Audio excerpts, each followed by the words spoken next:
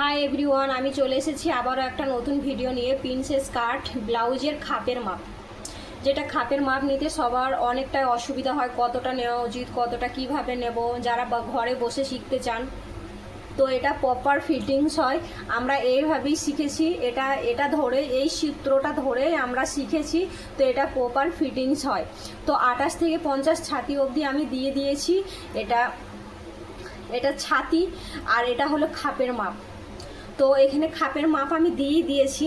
তো এই চার্ট ধরে আপনারা অবশ্যই ব্লাউজ কাটিং করার সময় খাপের মাপটা নিতে পারেন। তো অনেকজনা নতুন আছেন, তো নতুনরা বুঝতে পারছে না খাপের মাপ কোনটাকে বোঝানো হয়। তো আমি এখানে একটা ড্রয়িং করেই নিয়েছি, এখানে প্রিন্সেস কাটের একটা ড্রয়িং করেই নিয়েছি।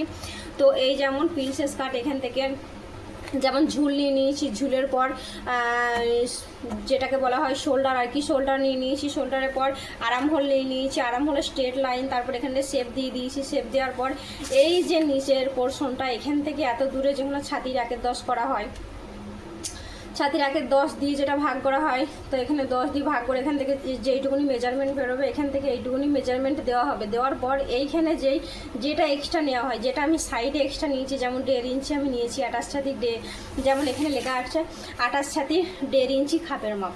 তো আমি আপনাদেরকে বোঝানোর জন্য এটা আমি দিয়েছি আর কি। তো যেমন এখানে 1.5 ইঞ্চি এক্সট্রা দিয়েছি, এই 1.5 ইঞ্চিটা এই মধ্যে হবে, এই মধ্যেখানে হবে 1.5 ইঞ্চি।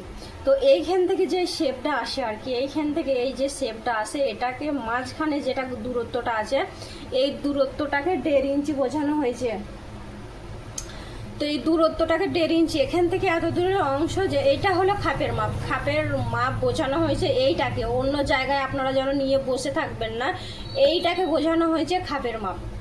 তো আমি নিশ্চয়ই আপনাদেরকে বোঝাতে পেরেছি যে খাপের মাপ কোনটা হবে আর কি। তো এখানে আমি দিয়ে দিয়েছি 32 ছাতির খাপের মাপ কতটা নেওয়া হয়েছে, 28 ছাতির এখানে 1.5 ইঞ্চি দেওয়া হয়েছে, 30 ছাতির 1.5 ইঞ্চি বা 2 ইঞ্চি নেওয়া হয়েছে। তো এখানে 34, 36, 38, 40, 50 ছাতি অবধি আমি দিয়ে দিয়েছি। তো এইগুলো ধরে আপনারা অবশ্যই ট্রাই করেন একবার। তো ট্রাই করলে অবশ্যই আপনারা বুঝতে পারবেন এটা প্রপার ফিটিংস হয়। আপনারা কোনো টেনশন চিন্তা ছাড়া এটা স্ক্রিনশট দিয়ে রাখতে পারেন বা খাতায় টুকে রাখতে পারেন, এটা অবশ্যই আপনাদের কাজে লাগবে। তো সবাই ভালো থাকবেন। ভিডিওটি দেখে যদি কারো কোনো উপকার হয়ে থাকে অবশ্যই চ্যানেলটা সাবস্ক্রাইব করবেন।